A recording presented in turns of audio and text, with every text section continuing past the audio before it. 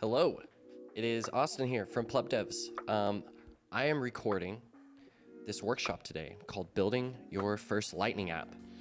So this weekend is BitBlock Boom, and I'm going to be doing this workshop live tomorrow actually. So I wanted to run through it and go ahead and record it just to practice, but to also just make it available to everyone here on the YouTube that might not catch it live. I'm not sure if they're going to record it. But yeah, I'm very excited about this workshop. I've been putting together the project for it for a few weeks now, and just trying to make it as good as possible. So I'm gonna try to keep this to about 50 minutes for the whole content of the workshop. But we'll see. I'll see how that goes, because estimating time on these can be very difficult. But cool. Let's get started. So building your first Lightning app with Austin. I'm Austin here. I go by Bitcoin Plebdev online. And so first of all, links. You are going to want to get the links to these slides, which you can find here at tinyurl.com/bbb-plebdevs, BitBlock Boom Plebdevs. Okay, and so the slides, this is going to have a lot of information and references for you, but there's also going to be some code that we're going to put in at the end of this workshop. The link to the replit, which will show up again. You might just want to have this open on your browser. I already have this open on my browser. This is where our little project will live. And then, check out plebdevs.com. Sweet. So overview, this is what we're going to be doing. So we're going to start with an intro here, and we're going to go through what is Lightning, what are Lightning apps, what you need to build your first Lightning app. I'm going to show you my favorite Lightning development tool called Polar. And Polar is going to help us actually visualize all this theory that we're going to talk about up front. Finally, we're going to get into the project, and you're going to build your own Lightning app with a Lightning Reg Test REPL, which is something I created for this workshop. So basically, by the end of this workshop, what you should have is a Lightning development environment that works anywhere, that you can take with you, that's just sitting on the other end of a link. And you're going to have an example app inside of that is going to live as an example, kind of a boilerplate, to show you how to build a Lightning app forever into the future. So you can keep it and use it as reference or modify it. And we're going to just get it working in a very basic way and give you everything you need to build your first Lightning app, essentially. So I hope that for those of you that are absolute beginners or in between, or those of you that are super genius 10x devs, hopefully there's something to offer all of you in this workshop. But mainly I'm going to be focused on the beginners. Great. So intro, starting off, who am I? So I'm Austin. I'm mostly a self-taught developer. I went through a full stack boot camp as well as Base 58 to kind of get my break into the industry. I work on Bitcoin, Lightning, Nostr, and just free open source software, all sorts of different projects. I work out of Pleb Lab here in Austin, Texas, and I'm involved in the Bitcoin and Lightning dev scene here. And I helped create the Plebdevs Lightning courses, and I run the Plebdevs community. And so a bit about my story. This picture on the left, this is me here in 2021. And I was just a Bitcoin pleb, just a regular Bitcoin pleb like anyone else. I am not a 10x developer. I'm not a genius. And really, I had no skills when I entered Bitcoin. I entered Bitcoin much like a lot of you, a lot of curiosity and a lot of hopes of what I could get out of it, but I had no skills to offer. And I've been able to make my way from complete pleb to pleb dev here over the course of a few years. And through that journey, I've learned a lot. And one of the things I learned is that this journey is still too difficult. And so something I want to do is kind of show people the path and hopefully make that path easier if you yourself want to become a developer, especially in Bitcoin and Lightning, because we want you, we need you. And so that's a bit about my story. And so kind of how this played out, we've got the evolution of a pleb dev here. So these are pictures that my wife took of me across the years on my Bitcoin journey. And so this is kind of how it went for me. This was back in 2017 on the left, and I started as the pleb. So I'm learning the fundamentals of Bitcoin, computer science, and economics, and falling down the rabbit hole for the first time. And from there, over time, we move into becoming the Bitcoin pleb. So you have experience now, you begin putting your knowledge to action, running your first node, maybe writing your first code. So that's a good place to be. That's maybe where a lot of you are here. And then finally, maybe you get to the Plebdevs. So you can write some code now, you understand Bitcoin from first principles, and it's time to combine your knowledge and your skills and start to build something. And so this is kind of the journey that I went through, not in the most efficient way. And this is the journey I see for a lot of the Bitcoiners that are on the sidelines and they want to be building. Okay, cool. So what even is a plebdev? Well, plebdev, it's a new creature that is evolving. So these are some of the things that you find on Twitter if you just search plebdev. You know, for me, plebdev started as a framing for me to help talk about myself and my development journey in Bitcoin. I was very nervous when I was first writing code and wanting to build on Bitcoin, build on Lightning. And I was very scared because I'm not like the 10x super genius developers that are out there on Bitcoin. And so I was a little bit nervous. So I wanted to frame myself as a learner, to frame myself as someone that, you know, I'm not anyone special. I'm just a pleb who's trying to be a dev. And so I just put them together and called it Plebdev. But what is Plebdevs? Well, that idea, that little shell of an idea kind of grew for me. And I realized that a lot of people kind of relate to this feeling. They want to get their hands dirty. They want to be able to build and ship in public. And I see Plebdevs as just an easy way to frame yourself as a learner and someone on the path. And so Plebdevs here, you can find this. This is from plebdevs.com. It all started with these courses here, started with the Lightning front-end course. So this is a course I made that will teach you how to write code for your very first code, and then get you up to building your first Lightning wallet front-end. And then we pick up on that from course 2 and teach you the basics of backend, teach you how to deploy a server, a database, and then your own Lightning node. So we also have a Plebdevs community here. I have a Discord so you can connect with all the other people that have taken the course or just people that are on the similar building journey as you. And I also do workshops, live streams, YouTube videos, and I have 100+ hours of Bitcoin technical content for free on my YouTube channel, Plebdevs. So check that out as well. Okay, and finally, I'll just say, you know, this is what I believe. This is why I'm here. This is why I made this workshop. Bitcoin, Lightning, Nostr, we need more Plebdevs. We want more people that are building apps on top of Bitcoin, on top of Lightning, because apps are where you deliver Bitcoin and Lightning to the end user. So I think that's super important, and you know, it's what I hope to grow here in the Bitcoin ecosystem. Okay, so what is Lightning? So this is a screenshot from the Lightning white paper. It was written by Joseph Poon and Taj Draja. We see here it was published in January of 2016. And the Bitcoin Lightning Network, scalable off-chain instant payments. So that's kind of our summary. The white paper here goes into a lot of detail about what Lightning is. So asking the question, what is Lightning, is actually a very complicated, a big question. Right here, this is a cool graphic I found of kind of visualizing the Lightning Network protocol. So we see here, even within this protocol, there's a lot of layers. There's a lot of different protocols that are working together. And it's pretty complex. It kind of seems hard to get into, right? And so I think that the best way to learn Lightning protocol or any protocol is to get your hands dirty and is to work your way up to that. And so how we're going to do that is that we're going to just give ourselves a simple mental model of what the Lightning Network is, a simple overview. And we're going to take that and build something.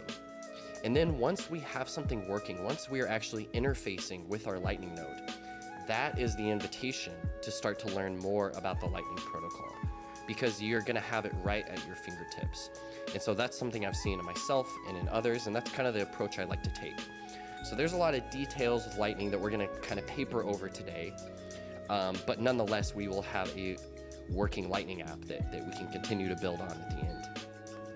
Okay, so our high-level summary of the Lightning Network here. So the Lightning Network is a second layer solution. So it is built on top of Bitcoin's blockchain for faster and more scalable transactions.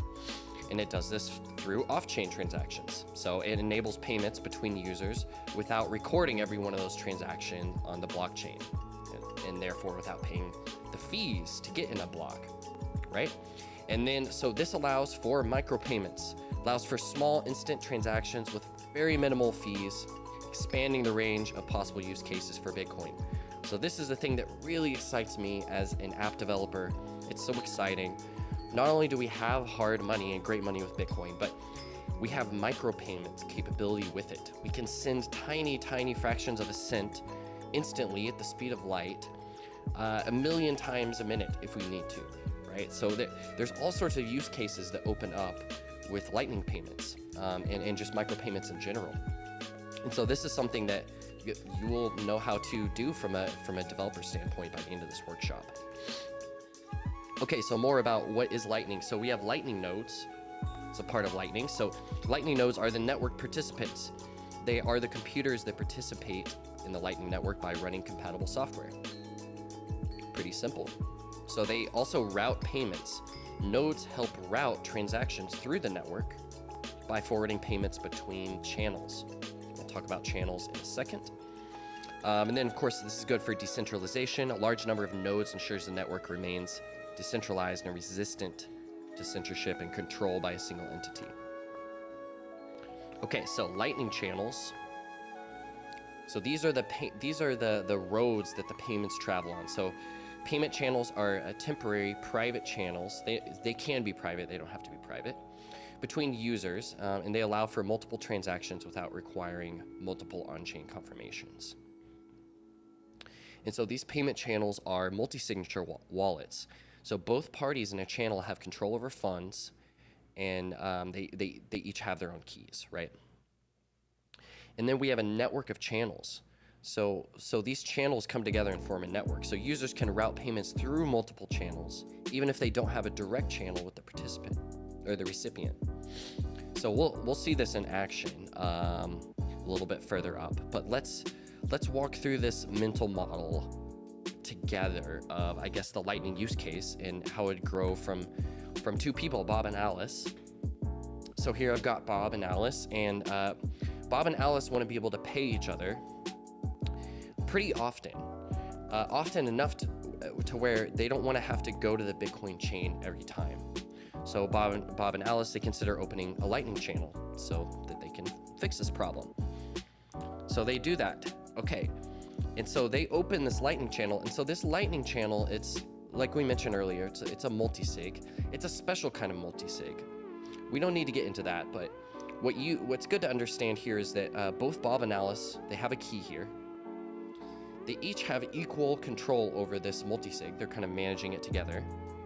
And then we see that Bob has opened a channel to Alice for 1 million sats. So now in this current state here, Bob can send up to 1 million sats to Alice without hitting the chain. So that's pretty cool, but at this very moment, since Bob opened the channel, it's not that he gave these 1 million sats to Alice, he just opened up a channel for liquidity to where 1 million sats could flow. But Alice, in this current state, she can't pay Bob. So they could rebalance the channel, and then she would be able to. More on that later. We will be talking a little bit about liquidity later. But to keep things simple, Alice just opens a channel back to Bob, right? So this is a setup that you will see very traditionally for people getting started on Lightning. Hey, I'll open a channel to you, you open a channel to me, and now we can both send and we can both receive. So they do that. So that's cool. Now Alice and Bob, they can send sats back and forth to each other, but they're kind of locked in. They're just in this, network of two. But this is where we can expand and bring in the anons. So we see now we have Bob opens up a channel to this anon, who's connected to this anon. And we see that this anon opens a channel to Alice. And so now that we have a full network graph where you can imagine a payment routing all the way around this whole network and getting to its end destination at some point. So that's kind of our simple mental model of how Lightning Network starts, what that channel is, and how those channels are connected in a network of users, of sovereign users, that is. Sweet. So now, what are Lightning apps? So this is a cool graphic from Arcane. It's just a bunch of different companies and projects that use Lightning in some kind of way. So this is probably even out of date here. It's growing constantly. But a Lightning app, I mean, it's basically any application, website, program, script, bot, server, anything that interfaces with a Lightning node or the Lightning network in some kind of way. So a Lightning app, it can be a lot of different things. But I mean, our basic requirement is that you need to interact with Lightning. Okay, so a bit about protocol dev versus app dev. So we saw, we touched on the protocol a little bit earlier. We talked about the protocol that, it's a little bit more complicated. It is the rules, the specification for how Lightning works under the surface. But what does it mean to be a protocol dev versus an app dev? Well, what I focus on with Plebdevs is application development versus protocol development. So this means that we're not building Bitcoin, we're building on Bitcoin. We're not building Lightning, we're building on Lightning. And this is a very different thing. And these developers, we operate at a different level. So here's kind of a layout of an example. We have a Bitcoin node. Well, obviously, this software is going to be worked on by a Bitcoin developer, or a protocol developer, that is. We've got the Lightning Network node, or the implementation of Lightning is going to be worked on by a Lightning protocol developer. But then once we get to the application server, the user interface, this is basically, maybe the service or the app. These are where us app devs step in, and we're not building the implementation of Lightning, but we are utilizing it. We are building on top of it in these different layers. And so this is exactly what Plebdevs covers. I cover the front-end user interfaces part in course number 1, front-end, and then obviously the application server part in course number 2, back-end. So once you have those two pieces, you are ready to be a full-stack Lightning developer, effectively. So that is protocol dev versus app dev. Okay, so now what do you need to build your first Lightning app? It's pretty simple in theory. What you need is a Lightning node that you can access and an interface to talk to the Lightning node. Okay, so node and interface. Sounds pretty simple. So not always though. So getting a node, here's some a few different ways that a lot of people might get nodes. So these first two ways are kind of hard. So hard mode, self-hosted on personal hardware. You might run a node directly on your own computer or dedicated hardware at home or in an office, choosing one of the existing implementations, right? Because there's different implementations of Lightning. We've got L&D, Core Lightning, and Eclair here. I've got links to them. So that's one way to do it. Another hard way is cloud-hosted nodes. So you can basically do step 1, but you could do it on someone else's computer in the cloud. So you utilize cloud services to run a node on a virtual server, offering scalability and remote access. There's nothing wrong with that method, but once again, you need to be probably an engineer or at least very familiar with running servers in order to do this and maintain it over time. So the two easy ways here, a lot of you probably do this. Number 3, plug and play nodes. You can purchase hardware that comes with node software pre-installed, offering easy setup process. So Start9, Umbrel, Ronin Dojo, and MyNode are all good examples of these. And then a node hosting service is one of my favorite options here. So subscribe to a service that hosts and maintain a Lightning node on your behalf. Voltage is the best example of this. I have a Voltage node. I love my Voltage node. It's a great way to run a Lightning node. Okay, so those are some ways that you can get a node, but I'm going to give you the easiest way later in this workshop. And you're going to have a node in your pocket ready to go at any time. It's not really in your pocket. It'll be running on the cloud, but you'll have that environment that you'll be able to access very quickly. Okay, getting near the end of the theory section here, so keep up with me. So how do you interface with your node? So this is a good question. Like I usually refer to this as talking to your node. How do you talk to your node? Most people do this through one means, and this is the graphical user interface, the GUI. So you might have ThunderHub, or you might be running an Umbrel node where they give you a UI where you can interact with your Lightning node. So that's a very, great and convenient thing to do. Probably what most people prefer. But if you're a developer, you are going to need to use these other interfaces, these other means of talking to your node. So some of these interfaces are, we have a command line interface. So inside of the terminal, this would be something like LNCLI. We've got a REST API. This is something we're going to learn about more. So this is the interface that every single web developer knows. It's the most common way of talking to a server, getting data from a server, or posting data to a server. It's called a REST API. And in case you don't know, API just is a shorthand that basically means a programmable interface. So an interface on some server. So it's just some way that you need to talk to a server in order to get data or send data. So there's all sorts of different APIs, but the REST API, that's a specific kind. Jumping down to number 4 here, we have the gRPC API. It's just another advanced programming interface for app builders. JSON RPC API is another similar one. We got WebSockets here. WebSockets is what Nostr uses actually. And it's a very good interface for talking to your node. And then Core Lightning, for example, they have plugins and extensions that actually add custom functionality in that. And that's just another way to interface with your node. Okay, so there's a lot of ways to interface with your node.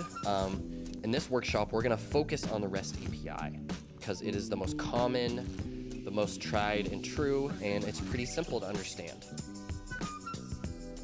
Okay, cool. So we talked about, what we need, a Lightning node that we can access in an interface, and we know that we're going to get a node, and we know which interface we're going to use. So deeper we go. So kind of reiterating some things here. I mean, these are common hurdles to building your first Lightning app that a lot of people experience. So running a node, hosting and maintaining that node. This is something that we've talked about. Talking to your node, how do you interface with it? Developing with a node, which we will touch on soon. And then getting liquidity is another problem. And then wallet management, which wallet management is just this idea of, maybe I'm running one single Lightning node, but that Lightning node is supporting an application that has multiple users with multiple wallets. How do I do that? That can get complicated. So these are some common problems that people run into. These are just some resources I found to help with these, some favorites of mine. So some interfaces that I like for talking to my node. Obviously, we've talked about running a node and mentioned Voltage and Umbrel. So developing with a node, Polar, my favorite tool here. We're going to be looking at this in just a minute. And then Workbench as well. Here's some other good options that run on Docker. These are 2 products I know for getting liquidity. So Flow by Voltage and Magma by Amboss are great choices. And then this is some wallet management software down here. Got LNBits, LNPay, and then Ride the Lightning. So those are great options if you need to manage multiple wallets. Okay, so it's just some resources I'm dropping along the way. Okay, and this is the one last thing you need to know of theory. So the one last bit of theory that we need to know before we get our hands dirty here. So this is host, cert, and macaroon. So you'll see these words a lot when you're looking into different Lightning development topics. And so these are the 3 pieces of info you often need to connect to your node. So let's just talk about what they are, because we're going to be handling these a little bit later. So we've got a host. The host is just the address, the URL, the IP address, whatever it is of the Lightning node you're connecting to, allowing your app to communicate with the node's API, right? So it's just kind of like, where's my server? Where's my node? That should be stored in a URL or an IP address. We've got the certificate, which you don't always need this. It'll be referred to as TLS cert a lot of times. So this is just a digital certificate used to establish a secure encrypted connection between your app and the Lightning node. This is something that's common in actually other types of applications, not just Lightning nodes, but it's something that you might have to deal with when you're talking to your node, is having a correct certificate that you get from your node and you put in your application. Luckily, we actually won't have to deal with that with the workshop today, but just a heads up on it. Okay, and then macaroon this is an important one. Macaroon is a unique encrypted authentication token that grants specific permissions to your app when interacting with the Lightning Nodes API. So what this macaroon basically is, it's a permissions token that gives you certain access rights into a Lightning node.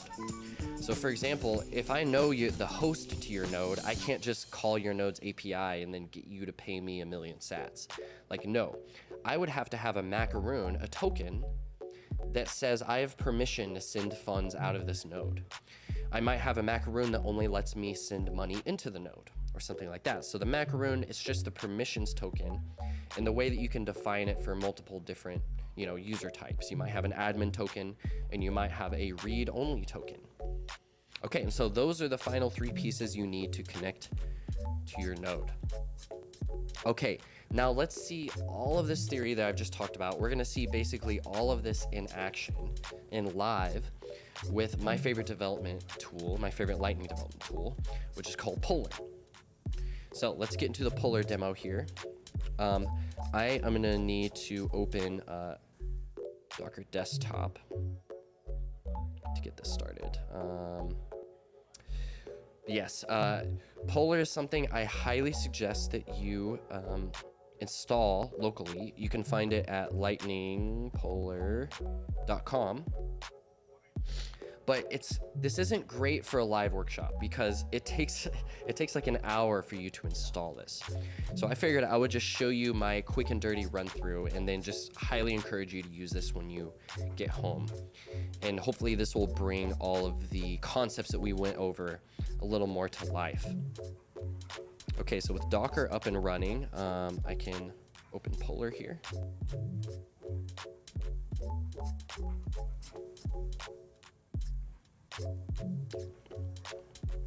And there we go. And I'm going to create a brand new network. I've got this network here, but I'm actually going to stop it, and I'm going to delete it. We're going to create a brand new network. Okay, cool. So create Lightning network. I'll just call this one Plebdev. Can I zoom in? I can't. Okay, and it's asking what nodes we want in this network. So this tool is going to help us create a local Lightning network that is all fake, that we can break and play with and develop on and restart again and again, which is very useful. So it's asking me what nodes I want in this. So I'm just going to select 3 different LND nodes. So these are the different implementations of Lightning. And I'll just go 0 on eClair, 0 on Core Lightning. And then I'm going to have a Bitcoin Core node as well. And I just click Create Network here. Sweet. So I see my network. Let's zoom in. And so nothing is started here, so let's go ahead and spin this up. So first of all, something that we're seeing right away that's important to understand about Lightning is we've got these 3 Lightning nodes, and they are all based on this one Bitcoin Core node, right? So Lightning is a second layer solution. It runs on top of Bitcoin. So we see that here visualized. I've got my nodes here. I can kind of drag them around. And for each one of them, I have access to special options. So let's go to Alice here. And so first of all, what I can do, I can go to the Actions tab with Alice selected, and I can deposit funds. So let's deposit funds to Alice. We see our block height is right here, and this block height will increase. We start at block height 1 because we are on reg test for Bitcoin. So this is just a local fake Bitcoin network that we're using for development. Cool, so we mined 100 blocks, and then Alice now has 1,000,000 sats. So that's pretty cool. But Alice doesn't have 1,000,000 sats in Lightning. She only has 1,000,000 sats on chain. Because none of these 3 nodes have a channel yet. There's no channels here. This connection that's right here is just kind of representing the connection to the Bitcoin Core node.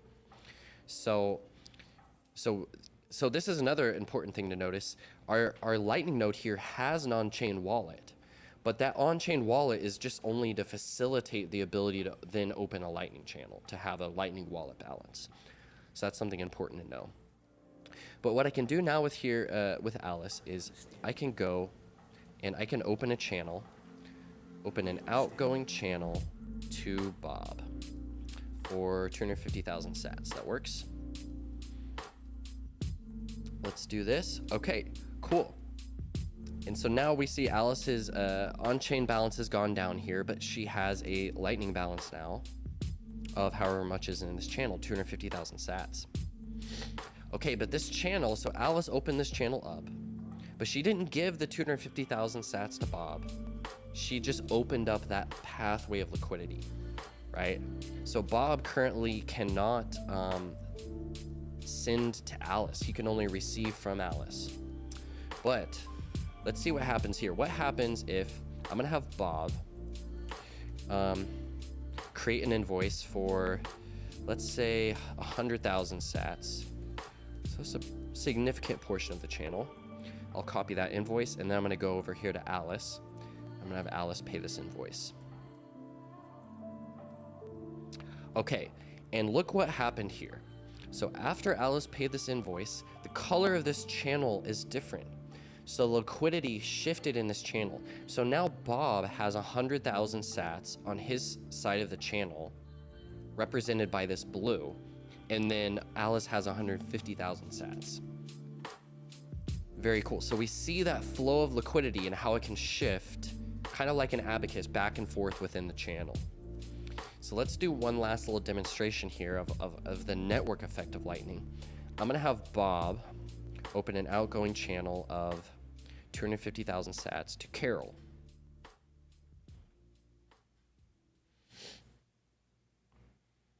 This will take a second. Okay, the channel is opened. So now Alice doesn't have a direct channel open to Carol. Alice might not even know who Carol is, but look what we can do here.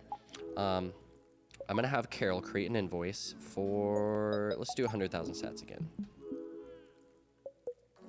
Okay, and then now we will have Alice pay this invoice, and we will watch the liquidity shift across the whole network. Look at that. So now Alice is almost out of liquidity, almost out of sats that she can send. But it shifted this channel right here. It then shifted this channel, and now Carol has her balance in her Lightning channel. Sweet. And so for each of these nodes, so we can kind of do the actions here and play around with them in this UI. But each of these nodes also has a connect tab. And see, this connect tab, it gives us different hosts, REST host, gRPC host. Remember, we are talking about the different interfaces. And then we have a TLS cert right here, admin macaroon, invoice macaroon. So these are the different pieces of information we need to connect. So it's just all right here, really easy and accessible for us. So I love Polar. This is just my simple demo of Polar. And it's a great tool to get started building Lightning apps locally. But for you to be able to get your hands dirty immediately right now without having to install this software, I put something together. A worse version of Polar, but in the cloud. This is the Lightning Regtest REPL. You can open it on this link, and it's also in the first slide. And I have it open right here. And so this is a replet that I put together. So a replet is basically, it's just the coding environment in the cloud. And I put this together, and this is designed to start up a Bitcoin node in Regtest, just like Polar, and then 2 Lightning nodes, and an application that allows you to connect to those Lightning nodes. Okay, and so everything here is 90% working. We're gonna get it set up, and then we're gonna fill in the last little bit of code to get the Lightning wallet to work. And then we'll have a fully working Lightning app and a Lightning development environment ready to go that we can continue to play with and build on in the future. Okay, so here's how this is gonna go down. You are gonna fork the REPL and run it.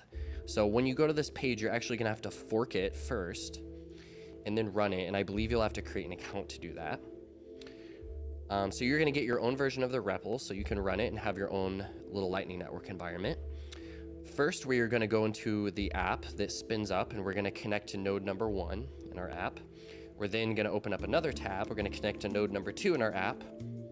We're gonna have node number 1 peer with node number 2. This basically means connect so they can start talking to each other.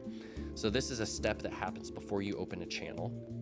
Next, we're gonna have node 1 open a channel to node 2. Then we'll have node number 2 create an invoice, and node number 1 will pay that invoice. And so that should be the full flow of our completely working Lightning app there. So let's get into it. So fork the REPL and run it. So you should see on the right side something that looks like this. It says fork and run, and you'll probably have to sign up maybe with your GitHub or Google just to be able to run it. And then yeah, you'll just hit this fork button once it pops up. Sweet. And once you open your own version, you should see the web view pop up and the console start rolling in a bunch of logs immediately. So for you, it should start running immediately. I'm just gonna hit this run button, and I will see exactly what we see here on the slide. Some logs are gonna spin up, and then our front end is gonna open up here. And then like it says right here, I'm just gonna go ahead and open this up in a new tab right here. Cool. Just so I have it kind of separated out, because I know there can be a lot going on here inside of the replit. Okay, so this will take about a minute to start up. So, okay. While that's starting up, we're gonna open up the networking tab. I have it right here. You can also like open up a new tab and search for networking. But we're just gonna keep this open because I'm gonna need to access this dev URL in a little bit. Let me zoom in for you. Just a little more, okay. That should look better. Okay, sweet, so things are running. We have our other tab open, and I have my networking tab open. So that looks good. Okay, so is your node running? After about a minute, your node should be running, and a new file connectioninfo.md should have been created in your file tree. Okay, so I see that connection info is here. So if you see this file, this means that everything, I believe, has set up correctly, and hopefully it doesn't break for you. I've tested it like 30 times. Okay, in this connection info, this has all the connection info that we need to connect to our nodes. So I tried to make this part easy for you. Okay, so we're looking good so far. Things are running, and we have our connection info. And just so you know, this is how this will run every single time you start this. Every single time you start it, it will start from absolute zero, and it will take about a minute to spin up, and then your brand new Lightning network will be ready for you. Okay. So now let's connect our app to node number 1.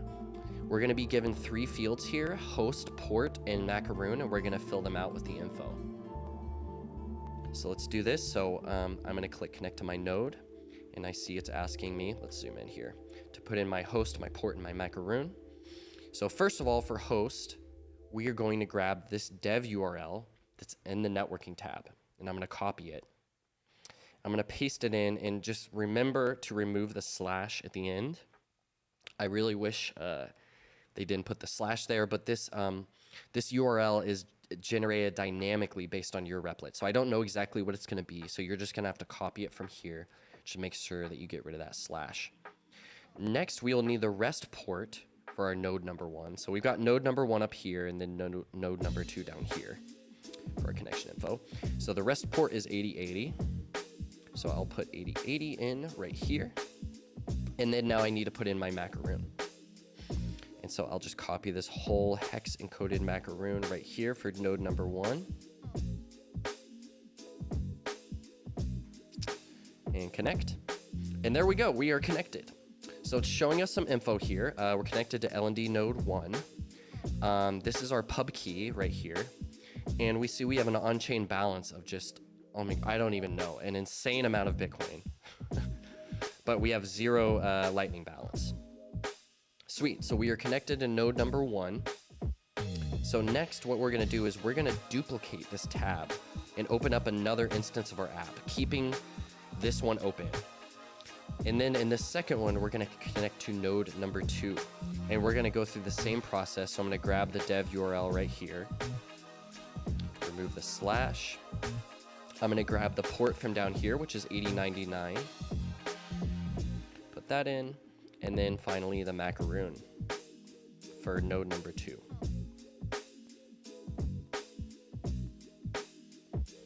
Okay, connected to L&D node number 2. Sweet. So we are now connected to both of our nodes, and they're in their own tab. And I can go to the top here and I can click refresh, and I kind of have to manually refresh things for right now, but the block height will climb about every 10 seconds as I refresh. And sweet, so we're connected. So this is a good state to be in so far. So we're connected to node number 1, we connected to node number 2. Okay, so now let's peer with node number 2 from node number 1. Okay, so here on node number 1, I can go into this peering tab and hit this button, and it's asking for the pub key and for the host. And so the slides will show you here. For the pub key, I'm gonna grab it right here from our connection info. And then for the host, I just need to put localhost and then colon 9736. And this is also in the slides. So each of these steps is in the slides. And I hit add peer, and it says peer added successfully. Cool. So we are now connected. Our two nodes are now talking to each other. And a final step we're going to want to do, I'm going to take this pub key again, and we're going to open a channel from node 1 to node 2. So open channel, I'm going to put in the node's pub key. I'm going to put an amount. Let's do 1 million. So 1, 2, 3, 1, 2, 3. Okay, and hit open channel. And okay, I get a message here that says channel open initiated. Great. So now nothing's happening because we need to wait a few blocks for about 3 confirmations before our lightning channel shows up. So we're block height 224. So let's hit refresh. 234. Oh, I was behind already.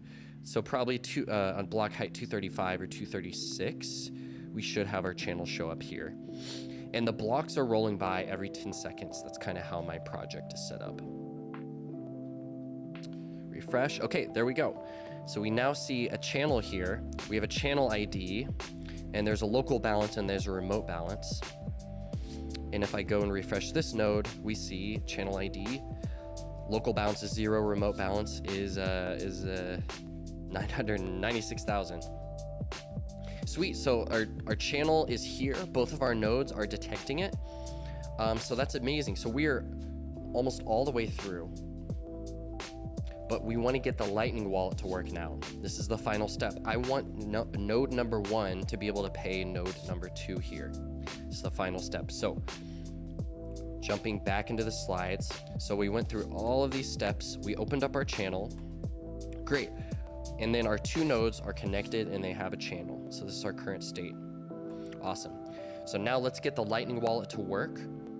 So finally, let's take some time to look into the front end app and add the required code to get our Lightning wallet to work. Okay, so our app is full of functions that call our Lightning node's REST interface. So here's an example of one of those functions. So I just wanted to break down this code a little bit for you because, I mean, this is the single way that we're talking to our Lightning node. So this is a function that gets info. So at the top here, we have this try. So try will try to run the code, and if it fails, it will catch the error. So we have try up here, and then we have catch down here. So this is just in case there's an error, we can catch it instead of crashing our whole program. So all that's happening here is we're defining request options. So this is just, we're refining an object of data to send to our Lightning node. So we define the request options for get info, and then we make the API request right here.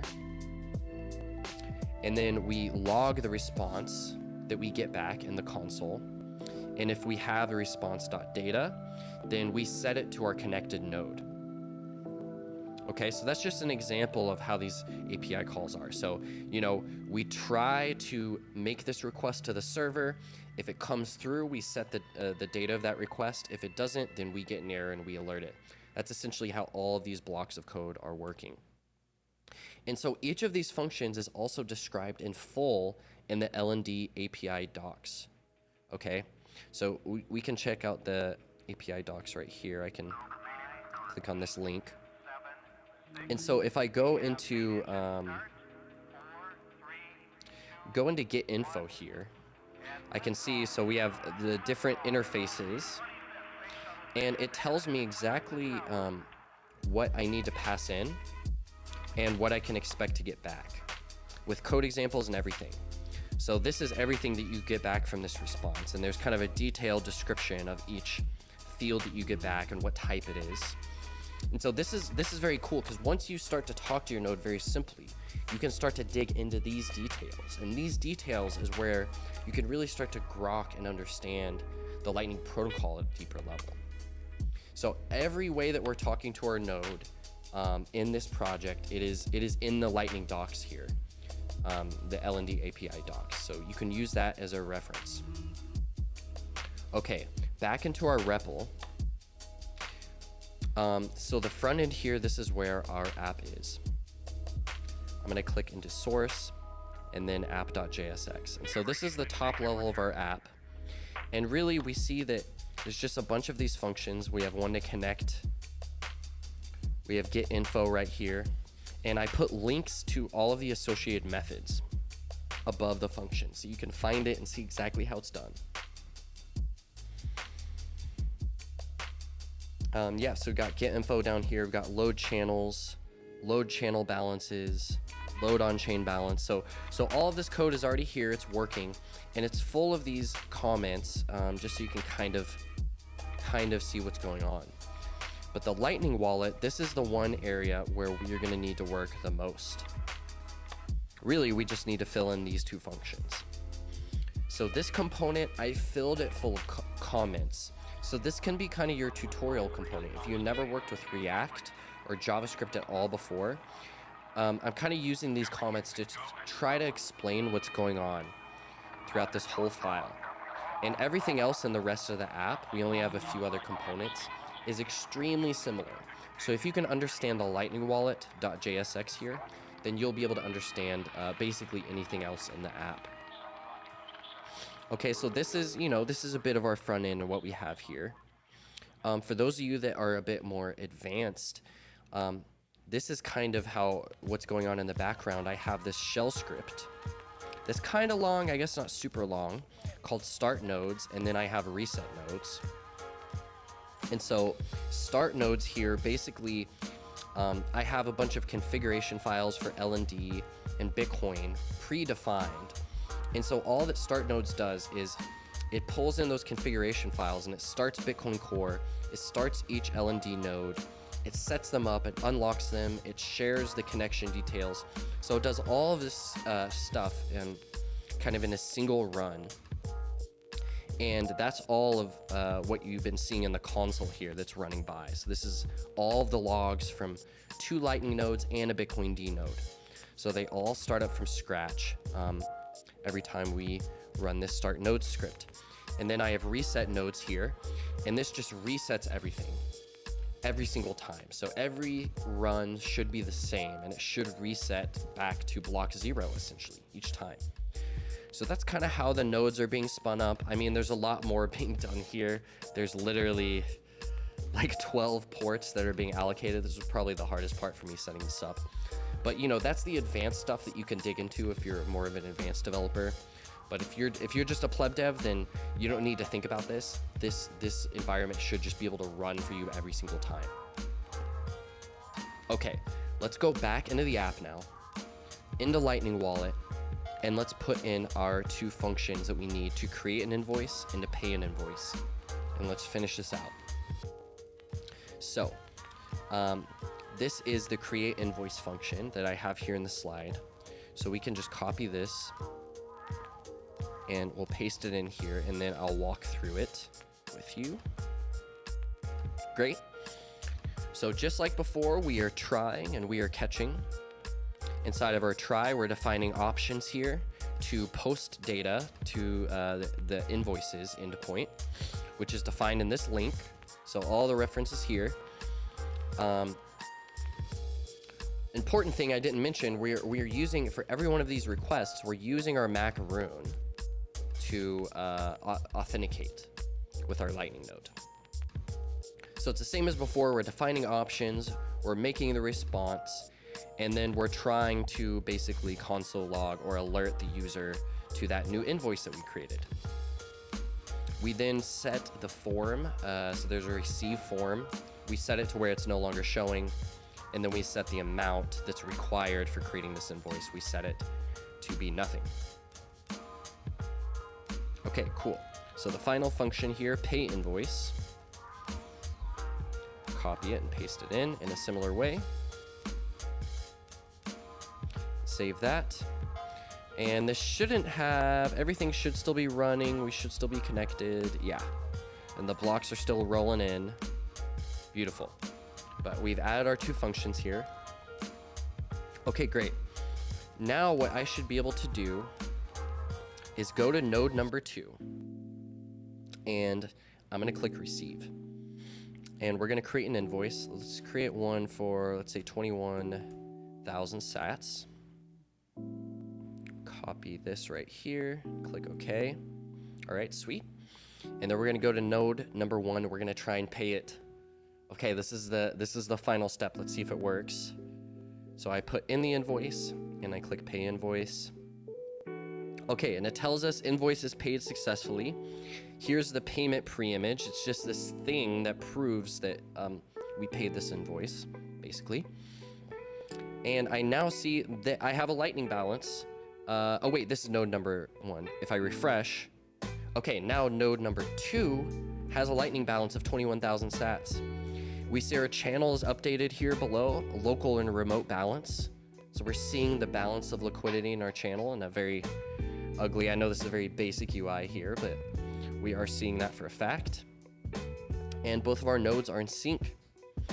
So at this point, we've gone through the full life cycle of spinning up an entire Lightning network. We connected our 2 Lightning nodes.